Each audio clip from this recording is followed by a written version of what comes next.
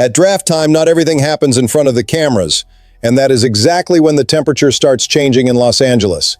The Chargers are wrapping up their final moves before the deadline, but behind all that, there is an interview that left a mark, a star-level rumor that just will not go away, a quiet roster battle starting to heat up, and a defensive name rising at the perfect time. This is real behind-the-scenes stuff today, the kind that tells you what a team is actually thinking. So stay with me, because we are about to open up what this team could really be setting up. There are prospect quotes that fly by in the feed. Then there are prospect quotes that, if you really follow the Chargers, feel like somebody cracked the meeting room door open for a second. That is exactly what this felt like when Peter Woods talked about meeting Jim Harbaugh. Because the biggest part of that story was not just some basic compliment to the coach, and it was not the usual pre-draft line a player throws out to sound good.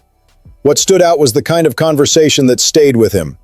Woods said Harbaugh wanted to know about family, values, inner drive, the stuff that pushes a player when the game gets heavy. And that says a lot about how this front office is closing out its final evaluations.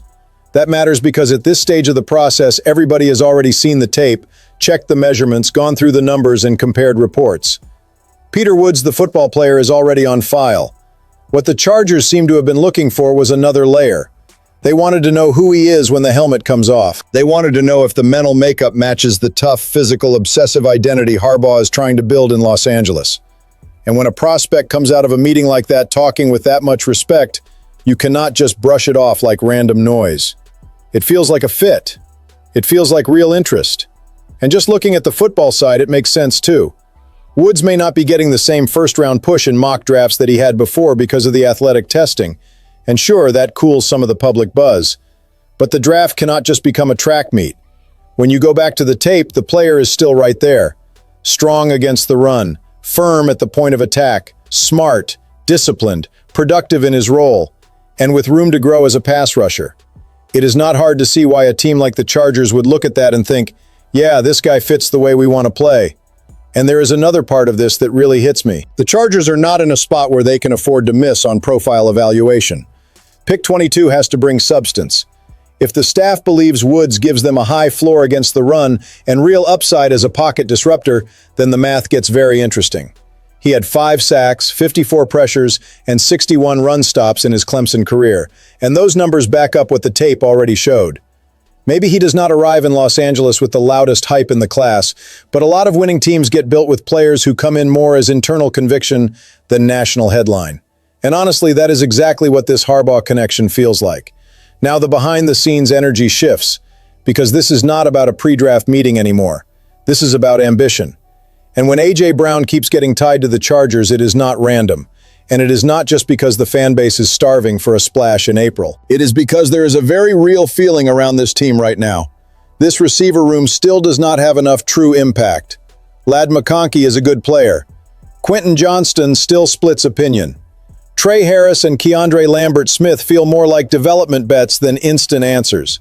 For an offense trying to jump another level, that matters. What makes this rumor even more interesting is the context on the other side. Philadelphia keeps adding bodies to the room, and naturally that gets people reading into the situation. That does not mean an exit is already locked in, but it absolutely opens the door to the question a lot of people around Los Angeles have been asking for a while now. If a receiver at that level really becomes available, are the Chargers going to attack it or just watch it happen? Because this is not some draft projection. This is a proven, physical, dominant receiver who is used to putting up numbers and absolutely capable of changing life for a quarterback. And let's talk like people who watch Justin Herbert every single Sunday. This offense has to stop asking him to solve everything with pure talent. It needs presence. It needs something that commands respect before the snap. A.J. Brown does that. He changes defensive alignment. He changes how the safety reads the play. He forces contact. He wins hard routes. He turns tight third downs into first downs that keep drives alive. And he does all of that without making the team wait 2 years to see if a rookie is going to hit. Giving up pick 22 for a player like that? Sure, it hurts if you are obsessed with draft boards.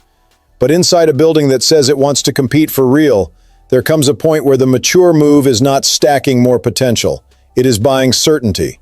And if we are being completely honest, Brown right now is better than any receiver the Chargers are likely going to have on the board at that spot. If this team wants to send a real message to the locker room, to the AFC, and especially to Herbert, This is the kind of move that changes the entire tone inside the building. Not every important signal comes from a big signing or a first-round pick. Sometimes it shows up in one uncomfortable little roster detail, the kind that starts small and suddenly becomes an August decision. That is where Derius Davis comes in, because his name used to carry real excitement inside and outside the building. The return impact early in his career made it feel like the Chargers had found a stable special teams weapon, and maybe even something more. But the NFL does not care about old feelings. It cares about what you are giving a team right now. And right now that picture looks a whole lot tighter. Injuries, inconsistency, and lost momentum have completely changed the landscape. The arrival of Keaton Mitchell already sent a quiet message that the team does not want to be locked into one speed and return option. That alone makes Davis's situation more fragile. But the draft could push this story into an even tougher place. And the reason is simple. The Chargers do not have to draft a pure return specialist to put his roster spot in danger.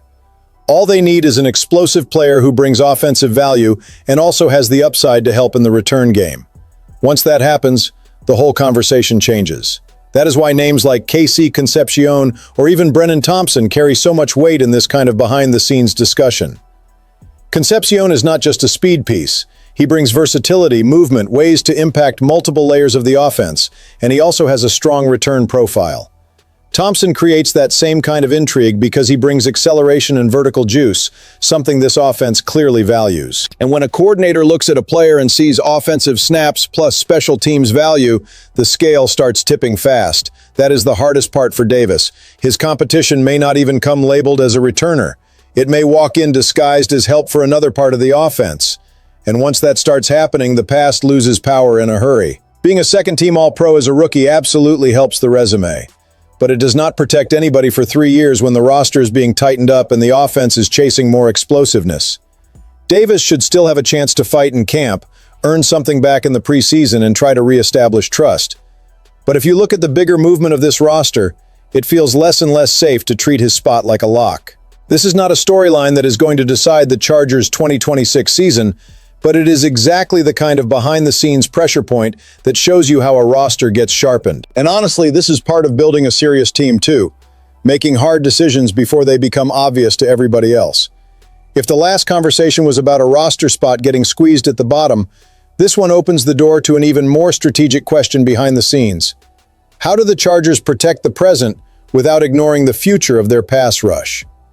The loss of Odafe Oweh left a real gap in the rotation. Khalil Mack is still a big name. Tuli Tuipolotu is still an important piece.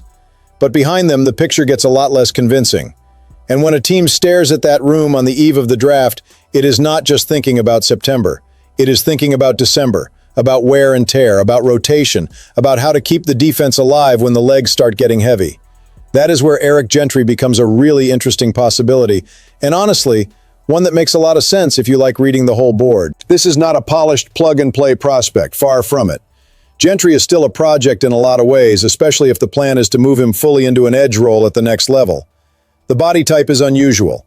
The athletic profile jumps out immediately, and the evaluation is heavily built on projection. But that is part of the draft too. You identify rare tools before they get too expensive. And the fact that he worked out with the defensive lineman at the Combine tells you this is not just fan fiction. There is a real league-wide thought process behind it. That AFC defensive coordinator quote points exactly in that direction.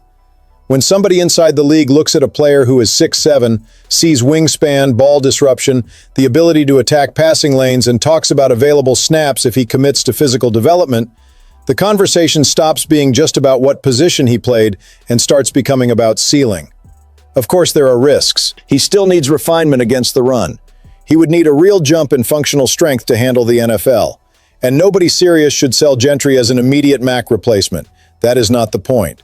But this is where the smart behind-the-scenes thinking kicks in. If the Chargers get pushed toward other urgent needs early and cannot invest premium draft capital at edge, then taking a player like Gentry on day 3 could be the kind of move that keeps the pipeline alive without sacrificing other priorities. He would come in as a developmental bet, as competition, as a long-view investment, not as some desperate emergency patch. And that matters. Because well-built teams do not solve everything by throwing random fixes at the wall. Sometimes they plant a rare, raw, fascinating athlete while everybody else is still staring only at the immediate hole.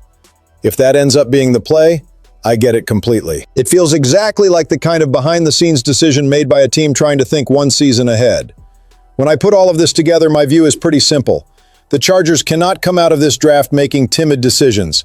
Harbaugh is leaving very clear clues about the kind of player he wants in that locker room, and the roster is also showing exactly where the team needs to get aggressive. If it were me, I would push hard for real impact around Herbert, while also reinforcing the defensive foundation with players who bring both production and identity. The worst path right now would be covering up major needs with empty hope. Los Angeles needs to move like a franchise that is actually ready to level up.